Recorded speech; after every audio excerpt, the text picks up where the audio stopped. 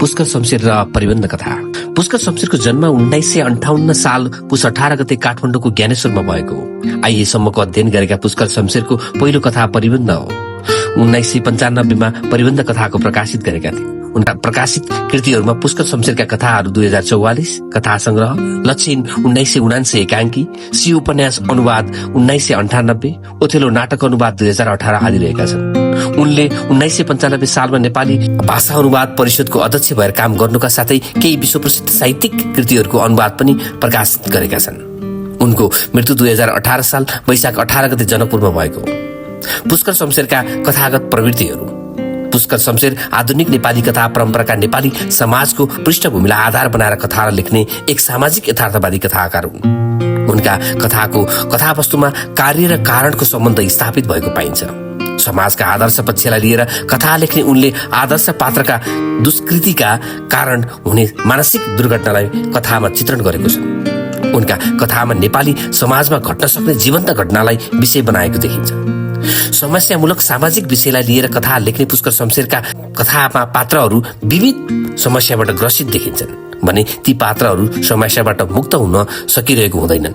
विविध कारणले पात्रहरूलाई समस्यामा पार्ने तथा निर्दोष पात्रहरू दुर्घटनाको शिकार हुने कुराको प्रस्तुति उनको कथाको वैशिष्ट्य हो। पुष्कर शमशेर सामाजिक द्वन्द्वको वैचारिक आधार लेख्ने कथाकार हुन्। यिनका कथामा सामाजिक विभिन्न विसङ्गति र दुर्नीतिद्वारा आक्रान्त भएको मानिस प्रतिकूल परिस्थितिसँग टक्कर लिँदै आफ्नै कमजोरीका कारण पतनतर्फ पुग्छ भन्ने कुरा देखाइएको छ। यिनका कथामा गरिबी, असत्यता, दुराग्रह, कुसंस्कार, नैतिक बलको कमी आदिले गर्दा मानिसको पराजय भोग्ने बाध्य हुन्छ भन्ने कुरा प्रस्तुत गरिएको छ।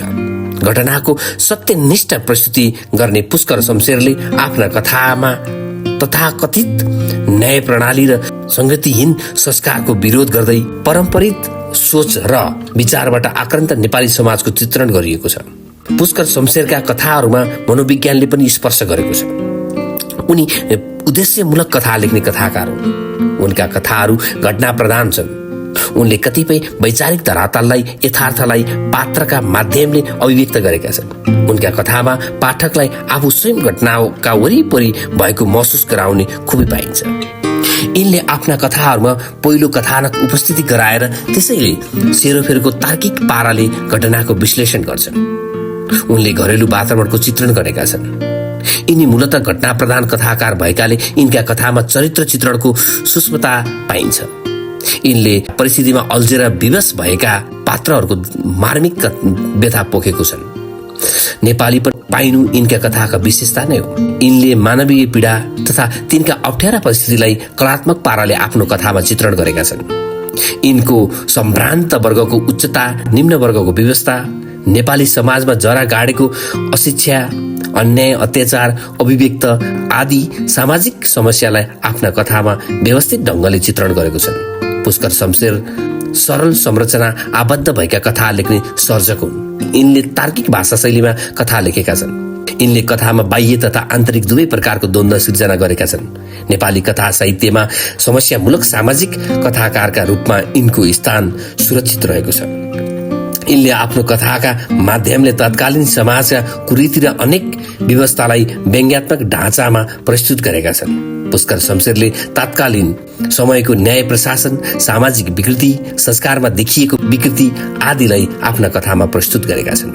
कथामा आएका घटना र त्यसका कारणले निस्कने परिणाममा निर्दोष व्यक्तिले सजाय भोग्नु परेको वास्तविकता देखिएका छन् र तत्कालीन समयको अविवेकी सामाजिक न्याय प्रणालीको उद्घाटन गरेका छन्। सामाजिक पृष्ठभूमिलाई लिएर कथा लेख्ने पुष्कर शमशेरका कथामा तार्किक शैलीको प्रयोग देखिन्छ। वैयक्तिक चेतनायुक्त पात्रको प्रयोग, घरेलु परिवेशको वर्णन, रूढिवादी विचारको विरोध, मानिसले नियतिका कारण भोग्नुपर्ने व्यवस्थाको चित्रण, पात्रले भोग्नु परेको मानसिक दुर्घटनाको प्रस्तुति, घटना प्रधान कथानकको प्रयोग, सरल भाषा शैलीको उपयोग, उखान र थेगो मिश्रित स्वाभाविक भाषाको प्रयोग पुष्कर शमशेरका कथात्मक प्रवृत्ति हुन्।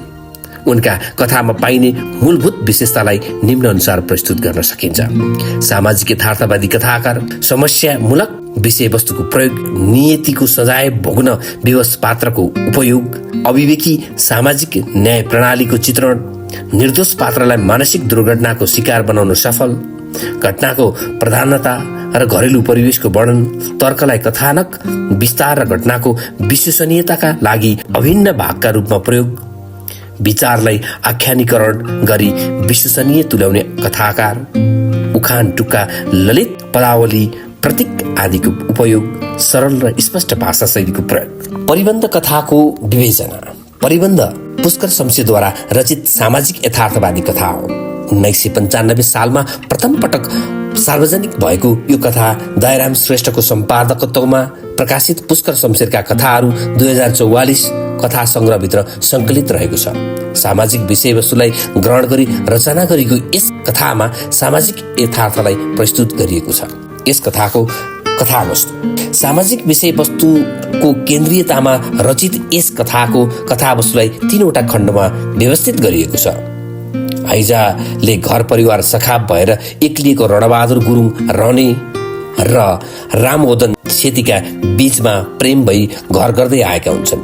बेलुकी पख इष्टमित्र कहाँ गएका रने र सेती खाना पकाउन नपर्ने भएकाले साँझ पर्दासम्म बारीमै अल्मलिन्छन्। बत्ती बाल्ने बेला भएपछि उनीहरू घरभित्र बस्छन्। एक दिन सेतीलाई छिमेकी लाउरेले जिस्क्याउँछ।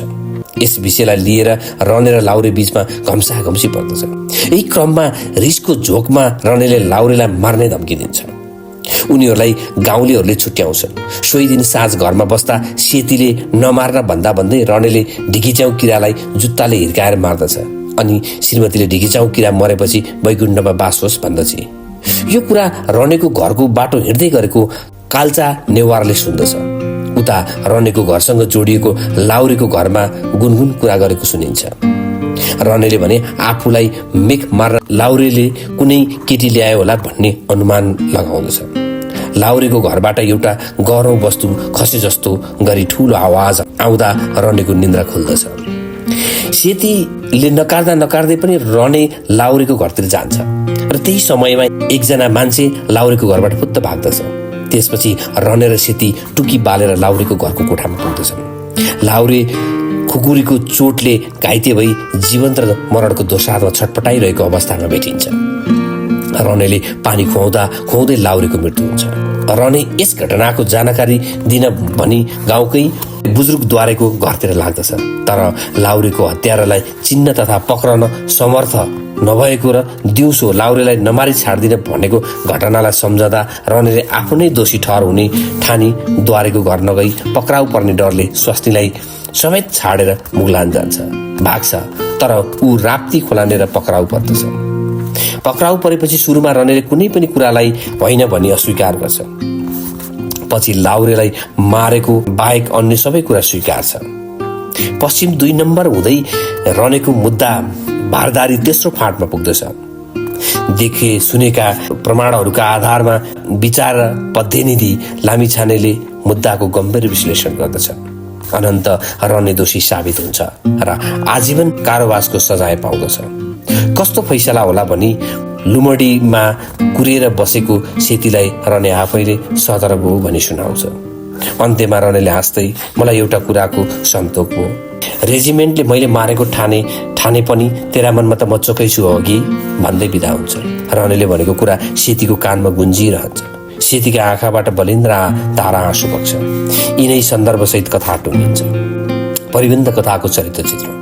प्रस्तुत कथामा रणबहादुर गुरुङ रने, रामवदन सेती, लाउरेको हत्यारा, द्वारे, भोजराज बाजे, गुरुङज्यू, पद्यनिधि लामिछाने, क्वाल्चा नेवार, रने र सेतीका इष्टमित्र, गाउँलेहरू, लालबहादुर आदि चरित्रको प्रयोग गरिएको छ।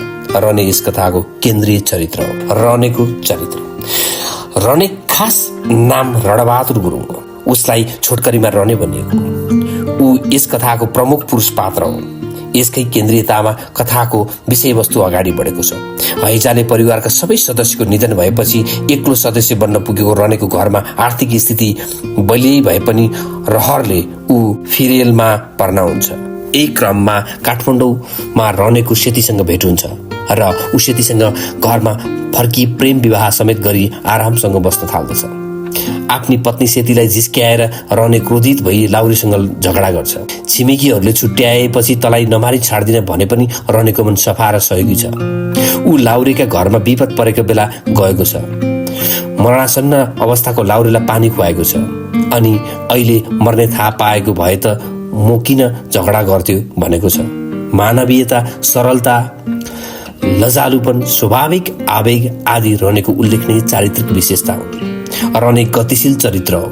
लाउरेको हत्याको सूचना प्रवाह गर्न द्वारेको घरमा हिँडेको रने द्वारेको घर नजिकै पुग्दा मनमा विभिन्न शङ्का र उपशङ्का बुन्दै अनन्त आफ्नो कुरा कसैले नपत्याउने र उल्टै आफैलाई पक्रने कल्पनाको डरले प्रवासिने प्रयास गर्छ।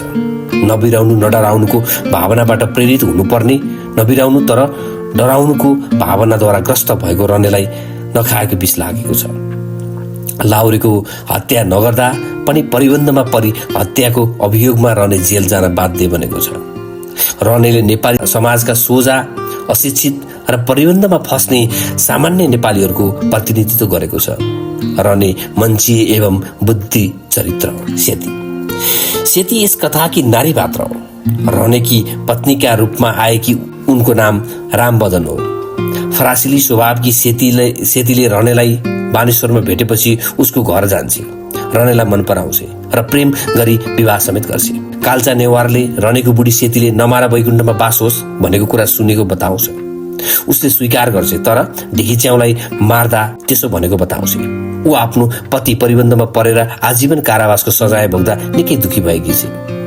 लोग्नेले लाउरेलाई मारेको होइन, सहयोग गर्न आएको हो भन्ने सत्य भए पनि हत्याको आरोपमा जेल जाँदा उसले विरोध गर्न सकेकी छैन। परिबन्ध कथामा पूर्व खोला, रनेको गाउँ, काठमाडौँ बागदरबार, लुमडी, धरहरा, पश्चिम 2 नम्बर अदालत, रने, लाउरे र द्वारेको घर, मुगलान, वैकुण्ठ जस्ता वास्तविक एवं काल्पनिक तथा मञ्चीय एवं नेपथ्य स्थानहरूलाई भौगोलिक परिवेशका रूपमा चित्रण गरिएको छ।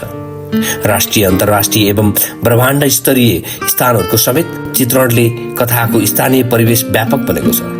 यहाँ मूलतः 4 वर्षको समय अवधिलाई कालगत परिवेशका रूपमा चित्रण गरिएको छ। यहाँ 1995 साल आसपासको सामाजिक परिवेशलाई जीवन्त रूपमा उल्लेख गरिएको पाइन्छ। न्यायालयसँग सम्बन्धित व्यक्तिहरूले सोझा र निम्न वर्गका सेवाग्राहीहरूलाई मुद्दा मामिला लड्दा दुःख दिने सामाजिक परिवेशलाई विचारी पद्यनिधि लामिछानेका चरित्रद्वारा संकेत गरिएको छ। हाम्रा तत्कालीन समाजमा दोषी उम्कने र निर्दोष व्यक्ति कानुनको फन्दामा फस्ने संकेतलाई कथामा महत्त्वको साथ चित्रण गरिएको छ। परिबन्धमा परेर साधु चोर तथा चोर साधु हुने आवेशमा आएर गरिएको निर्णयलाई पश्चाताप गराउने जस्ता सन्दर्भहरू पनि यस कथामा परिवेश बनेर आएको छ। कथाको उद्देश्य अथवा सार वस्तु। प्रस्तुत कथामा 1995 सालतिरको नेपाली सामाजिक यथार्थको चित्रण गरिएको छ। तत्कालीन नेपाली समाजमा न्यायालयका ठेकेदारहरूले सोझा, सरल र सामान्य जनतालाई वास्तविक न्याय नदिई कसरी अन्याय गर्दथे भन्ने कुरालाई कथामा सजीव ढङ्गले चित्रण गरिएको छ। वास्तवमा ठोस प्रमाण बिना कानुनले सजाय दिनु हुँदैन, तर तत्कालीन नेपाली न्याय प्रणालीमा घटनाको वास्तविकतासम्म नपुगी सतही अध्ययनका भरमा निर्णय लिने गरेको पाइन्छ। यस्तो तौर तरिकाले कानुनको सम्मान हुन सक्दैन। यस्तो व्यवहारले अपराधी छुट्ने र निरपराधी कानुनको फन्दामा फस्ने हुन्छ। रने लाउरेको हत्याको झुटो अभियोगमा पक्राउ परेको घटनाले यसै सन्दर्भलाई प्रकाश गरेको देखिन्छ। यस्ता गम्भीर प्रकृतिका कमजोरी तत्कालीन नेपाली न्याय प्रणालीमा विद्यमान रहेको कथाकारले असन्तुष्टि व्यक्त गरेको छ। परिबन्धले मानिसलाई अन्यायको भुमरीमा फसाउँदछ। परिबन्धले चोरलाई साधु र साधुलाई चोर बनाइदिन्छ। यस्तो कुरामा मानिस सचेत हुनुपर्दछ। वास्तवमा रनेले लाउरेको हत्या गरेको हुँदैन। यसको वास्तविक हत्यारा उम्कन भाग्न सफल भएको छ। दिउँसो श्रीमती जिस्काएकाले झगडा गर्दा रनेले लाउरेलाई मार्ने धम्की दिएको गाउँलेले पनि सुन्नु। साँझ सेतीले नमार भन्दा भन्दै रनेले ढिकीच्याउ किरालाई जुत्ताले हिर्काउनु र किरा मरेपछि सेतीले वैकुण्ठमा बास होस् भनेको कुरा रनेकै घर हुँदै हिँडेको काल्चा नेवारले सुन्छ। राति घाइते लाउरेलाई पानी खुवाउँदा रनेको कपडामा रगत लाग्नु, हत्यारालाई चिन्न र पक्रन नसक्नु र हत्याको खबर बोकेर द्वारेको घरतिर हिँडेको रने आफै परिबन्धमा पर्ने डरले मुगलानतिर भाग्ने प्रयास गर्नु जस्ता कारणले रने परिबन्धको भुमरीमा फसी लाउरेको हत्यारा साबित भई दण्ड भोग्न बाध्य भएको छ। यस सन्दर्भलाई हेर्दा परिबन्धले गर्दा मानिसलाई कहिलेकाहीँ नखाएको विष पनि लाग्न सक्ने रहस्य उद्घाटन कथामा भएको छ। यसरी राणाकालीन न्याय प्रणालीको यथार्थ चित्रण गर्दै सुधारको अपेक्षा राख्नु तथा परिबन्धको साधु मानिस पनि चोर साबित हुन सक्छ भन्ने धारणा व्यक्त गर्नु यस कथाको केन्द्रीय विचार हो। न्याय अन्धो हुन्छ भन्ने सन्दर्भलाई यस कथामा रनेले गर्दै नगरेको अपराधको सजाय भोग्नु परेको सन्दर्भबाट देखाइएको छ। मानिसले होस नपुर्याउँदा आफूले गरेको कार्यहरूले नै उसलाई दोषी बनाई दण्डित गर्दछ भन्ने कुरा कथामा उद्घाटन गरिएको छ। प्रतिनिधिले रनेले भनेको कुरा सत्य नै भए पनि मुद्दामा इन्साफ गर्ने मुख्य आधार प्रमाण हो। प्रमाण सत्य वा झुटो जे पनि हुन सक्छ, तर इन्साफ गर्नेलाई त्यसमा सत्य नमानेमा इन्साफको काम चल्दैन भन्ने सन्दर्भबाट कानुनले सत्यलाई भन्दा प्रमाणलाई आधार मान्छ भन्ने कुरा पनि प्रस्तुत गरिएको छ। शैली शिल्प तथा दृष्टिबिन्दु प्रस्तुत कथामा विषयवस्तु अनुसारको सरल, सुबोध, सरस, संवादात्मक, वर्णनात्मक, विश्लेषणात्मक, आख्यानात्मक, स्वाभाविक, तार्किक एवं कलात्मक भाषा शैलीको प्रयोग गरिएको छ। निपात, थेगो, कथ्य भाषा एवं पात्रको स्तर अनुसारको भाषाको प्रयोगले नै कथाको भाषा शैली जीवन्त बनेको देखिन्छ। उखान तथा सुक्तिमय भाषाको प्रयोगले कथाको भाषा शैली थप कलात्मक बनेको छ। तत्सम, तद्भव र आगन्तुक स्रोतको शब्दहरूले यथोचित एवं स्वाभाविक प्रयोग गरिएको यस कथामा वैकुण्ठ, जुन, खुकुरी, हैजा, अदालत जस्ता लघु बिम्बहरूको प्रयोग गरिएको छ। साथै कथामा आलङ्कारिक भाषा शैलीको समेत प्रयोग गरिएको छ। यहाँ बाह्य सर्वदर्शी दृष्टिबिन्दुको प्रयोग पनि गरिएको छ। प्रस्तुत कथाको शीर्षक परिबन्ध राखिएको छ। परिबन्ध शब्दको शाब्दिक अर्थ चारैतिरबाट फन्दामा पर्ने काम, काकताली वा संयोग, औपचारिक, कारण, प्रतिबन्ध आदि भन्ने बुझाउँछ। यस कथाको शीर्षक विषयवस्तुका आधारमा चयन गरिएको छ। प्रस्तुत कथामा केन्द्रीय पात्र रने ठोस प्रमाण जुटाउन नसकेर कानुनको फन्दामा फसेको दिनहीन अवस्थालाई महत्त्व साथ चित्रण गरिएको छ। रनेले लाउरेको हत्या गरेको होइन, तर उसलाई परिबन्धमा पारी लाउरेको हत्याको आरोपमा जेल पठाउने काम कथामा भएको देखिन्छ। यही घटनासँग यस कथाको केन्द्रीय कथ्य समेत अन्तर सम्बन्धित रहेको देखिन्छ। यसरी हेर्दा यस कथाको शीर्षकले विषयवस्तु साथै मूल कथ्य वा उद्देश्यलाई समेत प्रतिनिधित्व गरेको बुझिन्छ। कथाको शीर्षक एक शब्दै छोटो, स्पष्ट, आकर्षण एवं सुन्दर रहेको छ। यसरी कथाको केन्द्रीय पात्रको जीवनसँग प्रत्यक्ष सम्बन्ध राख्ने सक्षम यस कथाको शीर्षक उपयुक्त एवं सार्थक देखिन्छ।